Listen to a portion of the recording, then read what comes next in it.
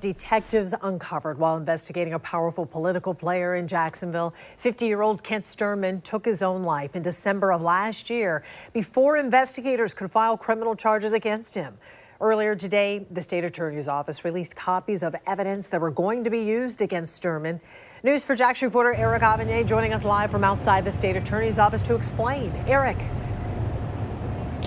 Well, Joy, one piece of evidence that was released today is a recorded testimony from a woman we are only identifying as Jane Doe. Now, in her own words, she describes what Sturman was willing to give her in return for sexual favors. Weeks before 50-year-old Kent Sturman committed suicide, JSO recorded this video of testimony from a young woman identified as Jane Doe, explaining her encounter with Sturman inside his office. An encounter Ms. Doe says was uncomfortable when Sturman offered her $10,000 for a lap dance. And I was so shocked.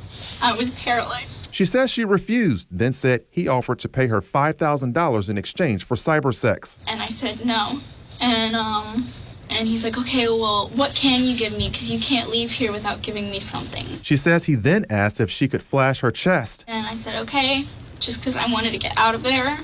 And I knew he wasn't going to keep taking no. I was very frightened because he's a bigger guy and I'm a small woman. She says he gave her an envelope with $200 inside. Then she was allowed to leave. Prior to that alleged interaction, Jane Doe and Sturman had been communicating with each other via Facebook and telephone calls. The two had known each other for years because she was a friend of his family.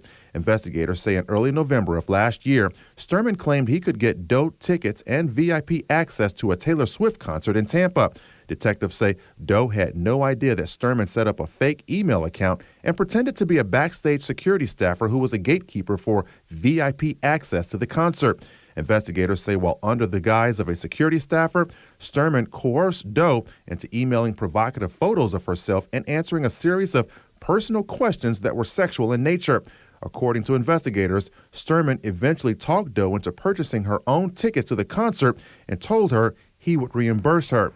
But when she showed up at his office to be reimbursed, that's when she says she had the uncomfortable encounter, an encounter that infuriated the woman's father when he learned of the details before confronting Sturman. I said, I'm going to bury your I said, I don't care who you think you know and how much money you think you have. You with the wrong family. I'm going to bury you. Weeks after that recording, police say Sturman shot and killed himself. He was found dead inside his car at a post office in Atlantic Beach. Sturman was a businessman who also served on the Florida Highway Patrol Advisory Council, and he was the chair of the governor's Public Safety Transition Committee.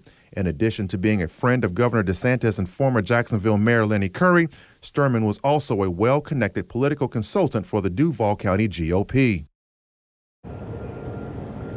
Now, former Mayor Lenny Curry released a statement which reads in part, "The report sickens me. I am enraged by his despicable behavior and sad for the young woman who was hurt by it. I will keep this young woman and her family in my thoughts, and I applaud the courage it took for them to report this terrible act." Now, had Sturman not killed himself, the state attorney's office would have charged him with several criminal charges, that being soliciting prostitution, false imprisonment, theft by false presentation, and unlawful use of a communication device. Reporting live, Eric Avanier, Channel 4, the local station.